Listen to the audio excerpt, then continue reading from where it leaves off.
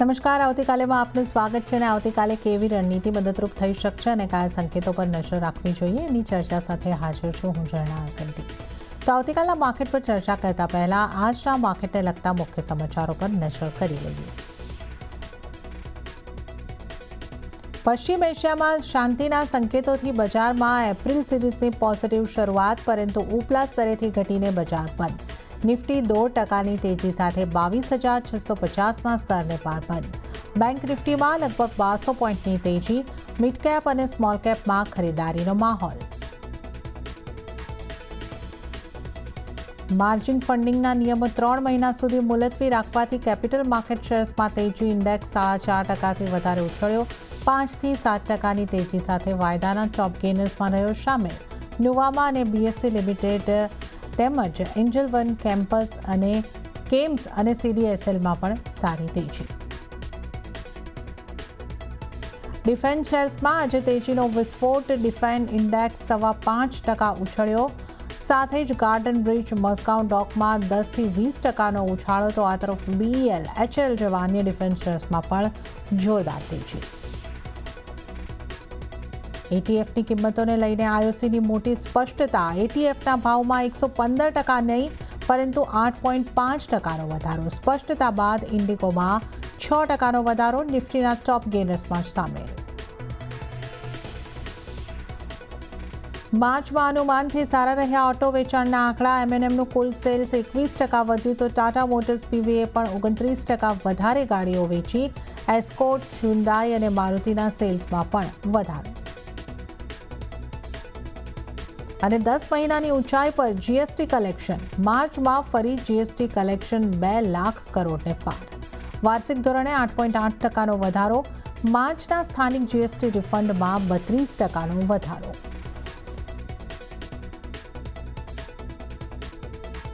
ત્યારે આજની માર્કેટ એક્શનની વાત કરી લઈએ તો એ યુદ્ધ અંત તરફ જઈ રહ્યું છે એની એક જે સંકેતો મળતા દેખાય એના કારણે બજારમાં આજે આપણને તેજી આવતી જોવા મળી। બજારમાં એક સારી મજબૂતી બન્યા બાદ ઉપલા સ્તરેથી થોડો ઘટાડો, પરંતુ બજાર લીલા નિશાનમાં બંધ થવામાં સફળ થયા છે। આજના આપણે ક્લોઝિંગની વાત કરી લઈએ। સેન્સેક્સ 1.65% જેટલો મજબૂત થઈને 73,134 ઉપર બંધ થયો છે। નિફ્ટીની વાત કરીએ તો 1.56%ની મજબૂતી સાથે નિફ્ટી 22,679 ઉપર બંધ થતો જોવા મળ્યો છે। મિડ કેપ 2.22% મજબૂત 53,819 ઉપર બંધ થયો છે અને બેંક નિફ્ટીમાં 2.33%ની મજબૂતી 51,448 પર બેંક નિફ્ટીનું ક્લોઝિંગ આજે આપણે થતા જોયું છે। એડવાન્સ ડિક્લાઇન રેશિયો જોઈ લઈએ, ખૂબ જ સારી રીતે પોઝિટિવ છે। 12.44:1 એટલે લગભગ 13 શેર વધનારાની સામે 1 શેર ઘટનારો રહ્યો છે। 2,837 શેર્સ કુલ એવા રહ્યા કે જે મજબૂતી સાથે લીલા નિશાનમાં બંધ થયા છે। એની સામે માત્ર 228 શેર એવા રહ્યા જે ઘટાડા સાથે લાલ નિશાનમાં બંધ થયા છે। હવે નિફ્ટીના ટોપ ગેનર્સ અને ટોપ લૂઝર્સ જોઈ લઈએ। ગેનર્સની સાથે શરૂઆત કરીએ। ટ્રેન્ટ આજનો ટોપ ગેનર 7%ની સારી મજબૂતી સાથે ટ્રેન્ટનું ક્લોઝિંગ આજે આપણે થતા જોયું છે 3,526 પર। ત્યારબાદ ઇન્ટરગ્લોબ એવિએશન 6%ની મજબૂતી અહીંયા આગળ જોવા મળી છે અને અદાણી પોર્ટ્સ જોઈ લો 5.55% મજબૂત। ત્યારબાદ અદાણી એન્ટરપ્રાઇઝ, બીએલ અને એસબીઆઈ 4થી 5.5%ની મજબૂતી સાથે આ કાઉન્ટર્સ આપણને બંધ થતા જોવા મળ્યા છે। ઘટનારા જે જૂજ કાઉન્ટર્સ રહ્યા છે ત્યાં આપણે અહીંયા આગળથી નજર કરી લઈએ તો નિફ્ટી 50માંથી માત્ર 11 કાઉન્ટર એવા રહ્યા કે જે લાલ નિશાનમાં છે। ટોપ લૂઝરની વાત કરી લઈએ। ડોક્ટર રેડ્ડીઝ 3.61%નું દબાણ, એચડીએફસી લાઈફ 2.99%નું દબાણ, સિપ્લા 2.31%નું દબાણ અને આ ઉપરાંત સન ફાર્મા, એનટીપીસી અને અપોલો હોસ્પિટલ જોઈ લો લગભગ 1.5%ના દબાણ સાથે બંધ થયા છે। તો આજના ટોપ ગેનર્સ, ટોપ લૂઝર પણ આપણે જોઈ લીધા અને હવે આવતીકાલના બજારની ચર્ચા કરવા માટે આપણી સાથે જોડાઈ રહ્યા છે બુલવેવ research ફર્મના Amit બસ્તાકિયા। Amitji, good afternoon અને આપનું સ્વાગત છે સીએનબીસી બજાર પર। આજે આપણે જે રીતે જોયું કે નવી સિરીઝની શરૂઆત અને મજબૂતી સાથે શરૂઆત થઈ। પાછલા 2 દિવસ જે એક દબાણ સાથે માર્કેટ બંધ થયા હતા, આજે આપણને મજબૂતી તરફનો માહોલ જોવા મળ્યો અને સારી મજબૂતી આપણે જોઈએ તો બતાવી છે। જે એડવાન્સ ડિક્લાઇન રેશિયો આપણે શાનદાર જોઈ રહ્યા છે, પણ ઉપલા સ્તરેથી નિફ્ટી થોડો નીચો આવીને બંધ થયો છે 22,679ની આસપાસ। હવે તમારી સ્ટ્રેટેજી કેવી બની રહી છે નિફ્ટીમાં અને બેંક નિફ્ટીમાં? નિફ્ટી બેંક નિફ્ટી માટે આપની સલાહ કઈ રીતની બનશે? Good evening everyone. જો વાત કરીએ નિફ્ટી માટે તો એઝ પર ટેકનિકલ એક 22,200નું એક સપોર્ટ જોઈ રહ્યો છે નિફ્ટી માટે, જે આપણે એક ડબલ બોટમ પેટર્ન ઉપરનું ફોર્મેશન જોવા મળ્યું છે અને આપણે વીકલીમાં એક 200ની એવરેજ અને એક ફિબોનાચી લેવલ પર અહીંયા એક સપોર્ટ તરીકે ઇન્ડિકેટ કરી રહ્યું છે. નિફ્ટીમાં જો એક વધારે સેલિંગ જો જોવા મળી શકે તો એક 21,700નું લેવલ છે, એનું જો બ્રેકડાઉન થાય તો જ આપણે વધારે પેનિક સેલિંગ જોવા મળી શકે છે. પરંતુ જ્યાં સુધી 22,200ની ઉપર છે ત્યાં સુધી આપણે કહી શકીએ કે નિફ્ટીમાં એક સાઇડવેઝ ટુ અપસાઇડ એક મોમેન્ટમ જોવા મળી શકે છે. એક રેઝિસ્ટન્સ લેવલ જે છે એક 23,200, જેનું બ્રેકઆઉટ થાય ત્યારબાદ આપણે એક સારી અપસાઇડ મોમેન્ટમ જોવા મળી શકે છે. તો એવું કહી શકે કે આવનારા થોડા દિવસ માટે એક 22,200 થી 23,200ની એક રેન્જમાં આપણે માર્કેટે જોવા મળી શકે છે. પરંતુ દરેક ઘટરે નિફ્ટીમાં એક બાઇંગ કરવું જોઈએ. નિફ્ટીમાં જો નવી એન્ટ્રી કરવી હોય તો 22,600ના લેવલની વેટ કરવી જોઈએ. 22,600ની આસપાસ નવી એન્ટ્રી કરવી જોઈએ. 22,400નો સ્ટોપ લોસ મેન્ટેન કરવો જોઈએ અને ઉપરમાં 22,800 અને 23,000ના લેવલ નિફ્ટીમાં જોવા મળી શકે છે. જો વાત કરીએ બેંક નિફ્ટીમાં તો બેંક નિફ્ટીમાં પણ એક દરેક ઘટાડે બાઇંગ કરીને ચાલવું જોઈએ. બેંક નિફ્ટીની જો એક લેવલ સ્પેસિફિક વાત કરીએ તો 51,000ની આસપાસ બેંક નિફ્ટી બાય કરવું જોઈએ. 50,500નો સ્ટોપ લોસ અહીંયા મેન્ટેન કરવો જોઈએ અને ઉપરમાં 51,500 સુધીની 52,500 સુધીના લેવલ આપણે બેંક નિફ્ટીમાં જોવા મળી શકે. ઓકે, તો નિફ્ટી અને બેંક નિફ્ટી બંને માટે ખરીદી તરફ રહેવાની સલાહ તમારી માટે બની રહી છે. નિફ્ટીની જો અહીંયા આગળથી વાત કરીએ તો તમે બાય કરીને ચાલી શકો છો. 22,600ની આસપાસના લેવલ મળે છે નિફ્ટીમાં, તો બાય કરીને ચાલો.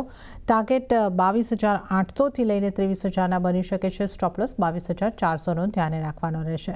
અને બેંક નિફ્ટી માટે અમિતજીની સલાહ બની રહી છે બાય ડિપ્સ કરીને ચાલવાની. 51,000ની આસપાસથી બાય કરીને ચાલો. 50,500નો સ્ટોપ લોસ અને ટાર્ગેટ જે છે 52,500ના બનતા જોવા મળી શકે છે. તો નિફ્ટી, બેંક નિફ્ટી બંને ઉપર ખરીદી કરીને ચાલવાની સલાહ અમિત પસ્તાકિયા તરફથી બની રહી છે. હવે અન્ય નિષ્ણાતો નિફ્ટી માટે કેવી સલાહ આપી રહ્યા છે એ પણ જોઈ લઈએ. શરૂઆત કરીએ એસએસજે ફાઇનાન્સના વિરલ છેડાની સલાહથી. એમણે નિફ્ટીને સેલ ઓન રાઇઝ કરીને ચાલવાની સલાહ આપી છે 22,750ની આસપાસથી. સ્ટોપ લોસ 22,950નો રાખવાનો રહેશે અને ટાર્ગેટ 22,300ના તેઓ જોઈ રહ્યા છે. તો અહીંયા આગળથી વિરલ છેડા તરફથી વેચીને ચાલવાની સલાહ નિફ્ટી માટે બની રહી છે.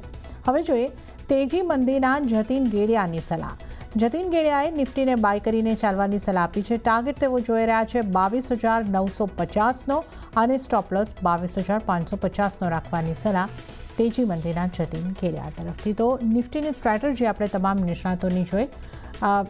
3માંથી 2 નિષ્ણાતોની સલાહ બાય તરફ બનતી અહીંયા આગળથી જોવા મળી રહી છે. હવે અમિતજી આપણી સાથે જોડાયેલા છે, એમની સાથે આપણે સ્ટોકની ચર્ચા અને સેક્ટરની ચર્ચા કરીએ. અમિતજી, આજે આપણે ડિફેન્સથી શરૂ કરીએ કારણ કે શાનદાર મજબૂતી ડિફેન્સમાં આવતી જોવા મળી અને એમાં પણ ગાર્ડન રીચ શિપ બિલ્ડિંગ 20% જેવો મજબૂત થયો. મસ્કાઉ ડોક 12% ઉપર મજબૂત. કોચિન શિપયાર્ડ, HAL, આપણે નામ લઈએ બધા જ ડિફેન્સ સ્ટોકમાં ઘણી સારી મજબૂતી. ક્યાં ધ્યાન હોવું જોઈએ? ખાસ કરીને આ જે ગાર્ડન શિપ બિલ્ડિંગની પણ વાત કરી લઈશું. 20% મજબૂતી પર અહીંયા શું કરવું જોઈએ અને અન્ય કયા ડિફેન્સ સ્ટોકમાં આપની સલાહ બનશે? ડિફેન્સ સેક્ટરમાં તો આજે મોટાભાગના સ્ટોક્સમાં આપણે એક ફ્રેશ બાઇંગ જોવા મળ્યું છે. વાત કરીએ ગાર્ડન રીચ શિપ બિલ્ડિંગમાં તો આ સ્ટોકમાં આપણે પ્રીવિયસ હાઈથી અરાઉન્ડ એક 45% ડિક્લાઇન જોવા મળ્યું છે. ત્યાંથી આપણે એક રિવર્સલ જોવા મળ્યું છે. 2080નું એક લેવલ છે જ્યાંથી આપણે એક ફિબોનાચીમાં 61% જ્યાંથી આપણે બાઉન્સ બેક પણ જોવા મળ્યું છે.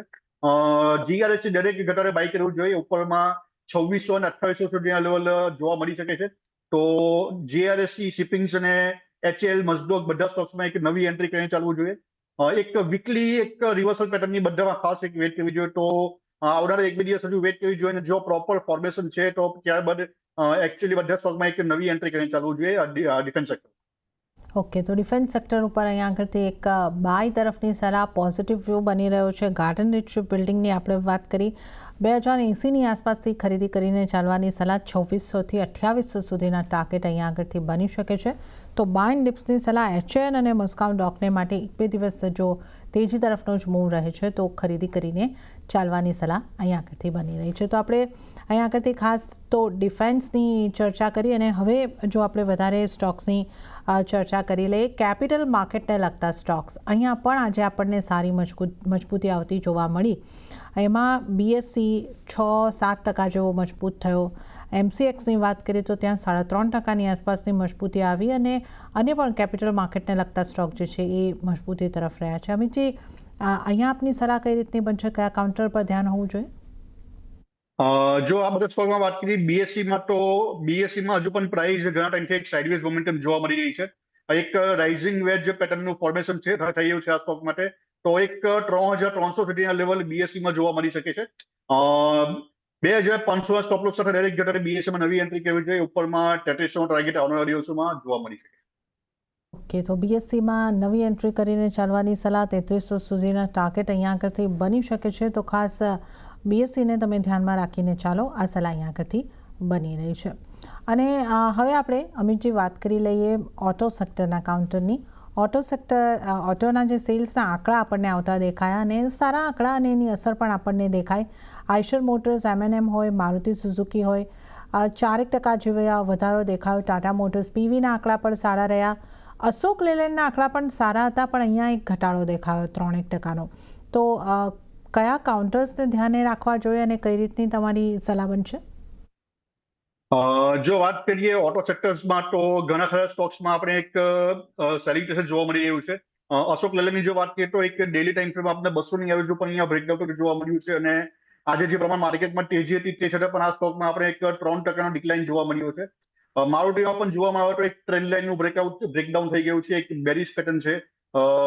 બજાજ ઓટોની વાત કરીએ તો આમાં પણ એક ઇન્વર્ટેડ ABC પેટર્નનું ફોર્મેશન થઈ રહ્યું છે. તો ઓટો સેક્ટરમાં હાલમાં એક એવોઇડની સલાહ રહેશે. એક સ્ટોક અમારી નજરમાં છે JBM ઓટો. અગર જો આ સ્ટોકની વાત કરીએ તો એક EV સેગમેન્ટમાં છે, અને આવનારા સમયમાં એક EV સેક્ટર્સમાં સારી એક મોમેન્ટમ જોવા મળી શકે છે. JBM ઓટો ડાયરેક્ટ જયારે બાય કરવો જોઈએ, અને 460નો સ્ટોપ લોસ મેન્ટેન કર્યો છે. ઉપરમાં 650 અને 750ના લેવલ JBM ઓટોમાં જોવા મળી શકે છે. અગાઉ પણ આપણે આ સ્ટોક ડિસ્કસ કર્યો હતો અને બાઇંગ માટે રેકમેન્ડ પણ કર્યું. ઓકે, તો ઓટો સેક્ટરમાંથી JBM ઓટો પર તમે ધ્યાન રાખીને ચાલી શકો છો, ખરીદી કરીને ચાલી શકો છો. 460નો સ્ટોપ લોસ તમારે ધ્યાને રાખવાનો રહેશે, અને 650થી 750ના ટાર્ગેટ માટે JBM ઓટોને ધ્યાનમાં રાખો. તો આ એક સલાહ અહીંયા આગળથી બની રહી છે. ત્યારબાદ આપણે અમિતજી ઇન્ડિગોની વાત કરી લઈએ. જે રીતે ATFની કિંમતોને લઈને એક સ્પષ્ટતા અહીંયા આગળથી આવતી દેખાય કે 115% નહીં, માત્ર 8.5% જેટલો ATFની કિંમતોમાં વધારો થયો છે. આ ઉપરાંત નવા CEO, આ બધાને જોતા ઇન્ટરગ્લોબ એવિએશને સારી મજબૂતી બતાવી. દિવસના અંતે 6%ની મજબૂતી સાથે બંધ થયો છે. ઇન્ટરગ્લોબ એવિએશનનો ચાર્ટ હવે તમને કેવો લાગે છે, અને અહીંયા આગળ આપની સલાહ કઈ રીતની બનશે?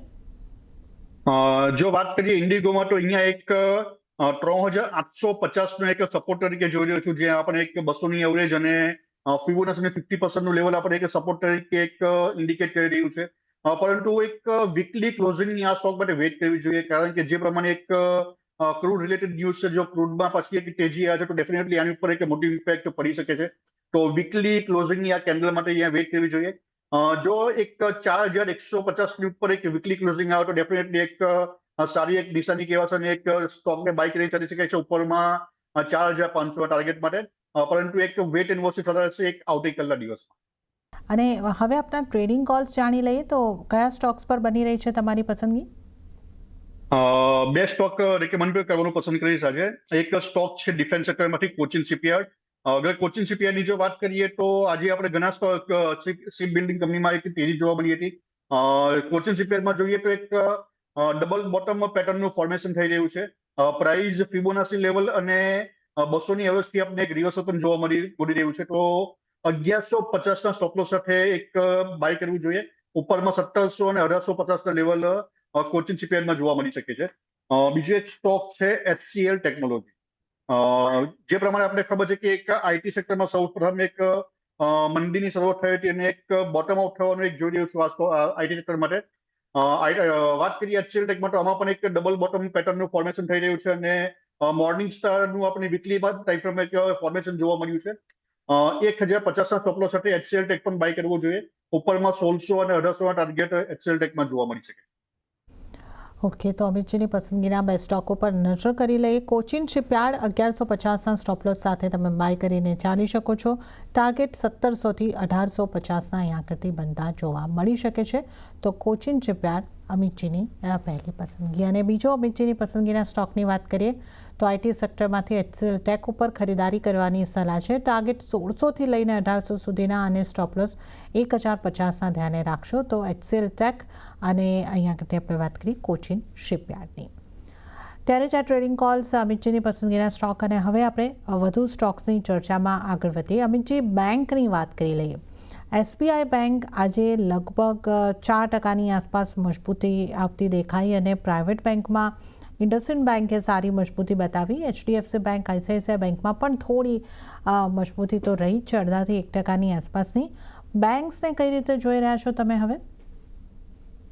જો SBI બેંકની વાત કરીએ તો આ સ્ટોકમાં આપણે એક 200ની અવસ્થે એક રિવર્સલ જોવા મળ્યું છે અને એક બ્રેકઆઉટ લેવલ જોઈ રહ્યો છું 1060નું.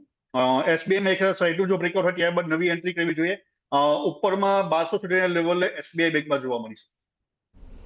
ઓકે, તો અહીંયા બ્રેકઆઉટ પર ખરીદી કરવાની સલાહ છે, એટલે 1060ના સ્તરની ઉપરના સ્તર મળે છે ત્યારે SBIમાં ખરીદી કરો અને ત્યારે 1200ના ટાર્ગેટ માટે તમે ખરીદી કરીને ચાલી શકો છો. તો આ SBI માટે ખાસ સલાહ બની રહી છે. અને અમિત, જે આજનો ટોપ ગેનર ટ્રેન્ડની વાત કરી લઈએ, 7%ની મજબૂતી આ કાઉન્ટરે આજે બતાવી છે. આ કાઉન્ટર માટે તમારી સલાહ કઈ રીતની બનશે? જો વાત કરીએ ટ્રેન્ડમાં તો વીકલી ટાઈમ ફ્રેમમાં જોવામાં આવે તો પ્રાઇસ ડેલી અને વીકલી બંને ટાઈમ ફ્રેમમાં નેવીએસ અને 200ની એવરેજ નીચે ટ્રેડ કરી રહ્યું છે. ટ્રેડ લાઇનની પણ નીચે ટ્રેડ છે, તો એક ડાઉન ટ્રેડ ઇન્ડિકેટ થઈ રહ્યો છે અને એક 3700નો આ સ્ટોક માટે રેઝિસ્ટન્સ જોઈ રહ્યો છું, જ્યાંથી આપણે એક રિવર્સલ પણ જોવા મળી શકે છે. તો હાલમાં તો આ સ્ટોકને એવોઇડની સલાહ રહેશે. એક પ્રોપર ટ્રેડ લાઇનના બ્રેકઆઉટની આ સ્ટોક માટે વેઇટ કરવી. ઓકે, તો અત્યારે વેટ એન્ડ વોચની સલાહ અહીંયા કરતી ટ્રેન્ડને માટે તો બનતી જોવા મળી રહી છે. હવે આપણે ઇટરનલના સ્ટોકની વાત કરી લઈએ. આ સ્ટોકમાં પણ 4% મજબૂતી આજે આપણે આવતા જોઈ છે. તો અહીંયા તમારી કઈ રીતની સલાહ બની રહી છે? અહીંયા ચાર્ટ તમને કેવા લાગે છે ઇટરનલના? જો વાત કરીએ ઇટરનલમાં તો આપણે એક વીકલી ટાઈમ ફ્રેમમાં આ સ્ટોકમાં એક ટ્રેન્ડ લાઇનનું બ્રેકડાઉન જોવા મળ્યું છે. નો ડાઉટ એક માર્કેટમાં તેજી છે, એના કારણે આ સ્ટોકમાં એક અપસાઇડ મોમેન્ટમ જોવા મળી રહી છે, પરંતુ એક ઇન્વર્ટેડ ABC પેટર્નનું આ સ્ટોકમાં ફોર્મેશન થઈ રહ્યું છે અને ઉપરમાં 270 280નું એક રેઝિસ્ટન્સ લેવલ જોઈ રહ્યો છે.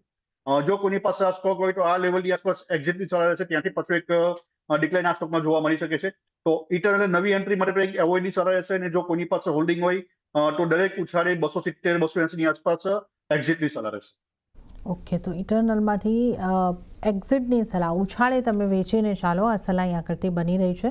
નવી એન્ટ્રી માટે અત્યારે કોઈ સલાહ નથી બની રહી. તો આપણે એક ઇટરનલ પર ખાસ વ્યૂ લીધો છે. અને હવે અમિતજી, ફાર્માને લગતા અમુક સ્ટોકની વાત કરી લઈએ, કારણ કે અહીંયાથી જે જૂજ કાઉન્ટર હતા ઘટનારા અહીંયા આગળથી રહ્યા છે. ડૉક્ટર રેડ્ડીઝમાં 3.5%ની આસપાસનો ઘટાડો રહ્યો. Cipla, Sun Pharma, Apollo hospital, આ બધા જ ઘટનારા કાઉન્ટર્સમાં સામેલ થયા છે. તો જે ફાર્મા અને હેલ્થકેર સેક્ટર છે, કઈ રીતે જોઈ રહ્યા છો? અહીંયાથી કયા સ્ટોક પર કઈ રીતની સલાહ બનશે આપની?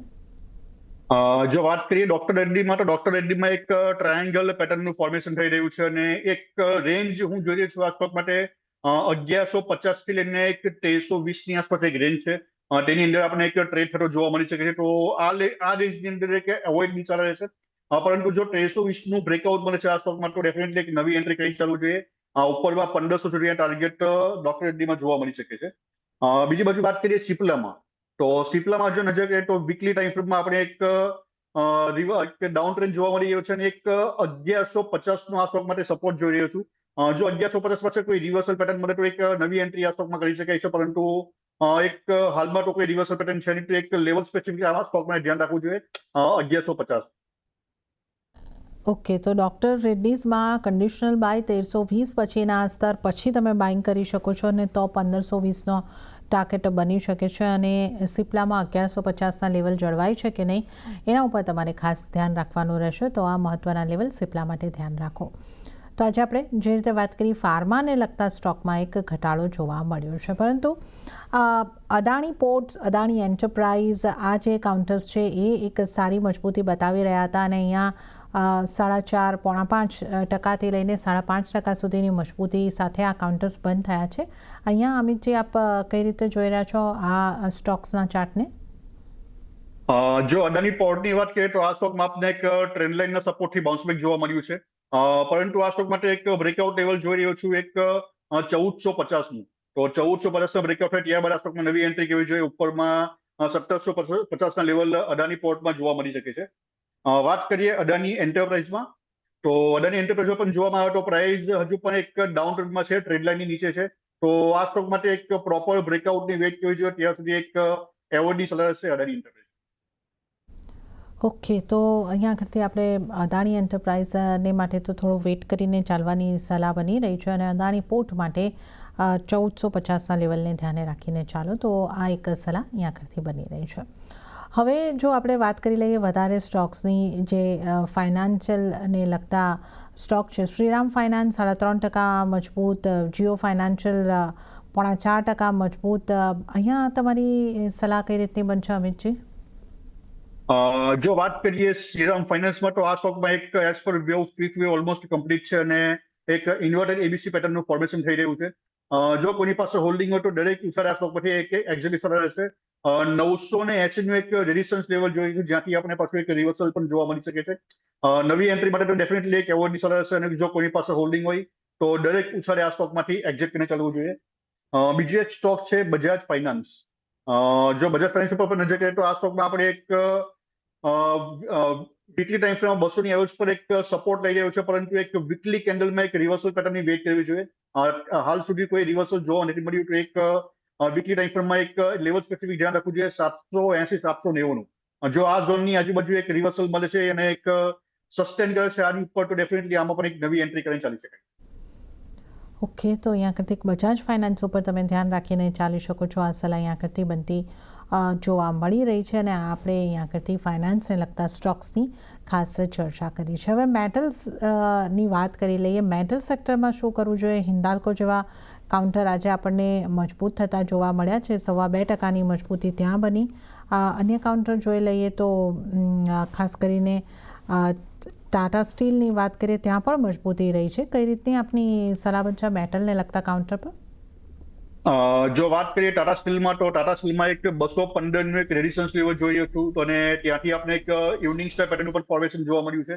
એક ઇન્વર્ટેડ એબીસી પેટર્ન ઉપર ફોર્મેશન થઈ રહ્યું છે. તો આવનારા દિવસોમાં એક ટાટા સ્ટીલમાં એક સેલિંગ પ્રેશર જોવા મળી શકે છે. દરેક સારે એમાં એક એક્ઝિટ સારા રહેશે. વાત કરીએ હિન્દાલ્કોમાં, તો હિન્દાલ્કો પર જો નજર કરીએ તો આ સ્ટોકમાં પણ એક ટ્રાયંગલ પેટર્નનું એક ફોર્મેશન છે. એક નવી એન્ટ્રી જો કરવી હોય તો એક વાર 925ના લેવલના બ્રેકઆઉટની વેટ કરવી જોઈએ. ત્યારબાદ આ સ્ટોકમાં એક અપસાઇડ મોમેન્ટમ જોવા મળી શકે છે અને સ્ટોપ લોસ અહીંયા સ્ટ્રિક્ટ મેન્ટેન કરવો જોઈએ 850. ઓકે, તો આપણે અહીંયા આગળથી મેટલ સેક્ટરમાં કેવી સ્ટ્રેટેજી રાખવી એની પણ વાત કરી છે, ખાસ કરીને ટાટા સ્ટીલ અને હિન્દાલ્કોની. અને ત્યારે જ સમય થઈ રહ્યો છે અમિતજી આપની પાસેથી રજા લેવાનો, તો આપના કોઈ ડિસ્ક્લોઝર? મેં જે પણ સ્ટોક રેકમેન્ડ કર્યા છે મારું હોલ્ડિંગ નથી, પરંતુ ક્લાયન્ટે રેકમેન્ડ કર્યા હોઈ શકે છે. Thanks for inviting. Ji Amitji, આ શો ઉપર જોડાવા બદલ અને તમામ સ્ટોક્સ અંગે ચર્ચા કરવા બદલ આપનો આભાર. તો આ સાથે જ આવતીકાલેમાં હાલ પૂરતું આટલું જ. હાલ મને આપશો રજા, પણ વધુ અપડેટ અને સમાચારો માટે આપ જોતા રહો CNBC ગુજરાત. નમસ્કાર.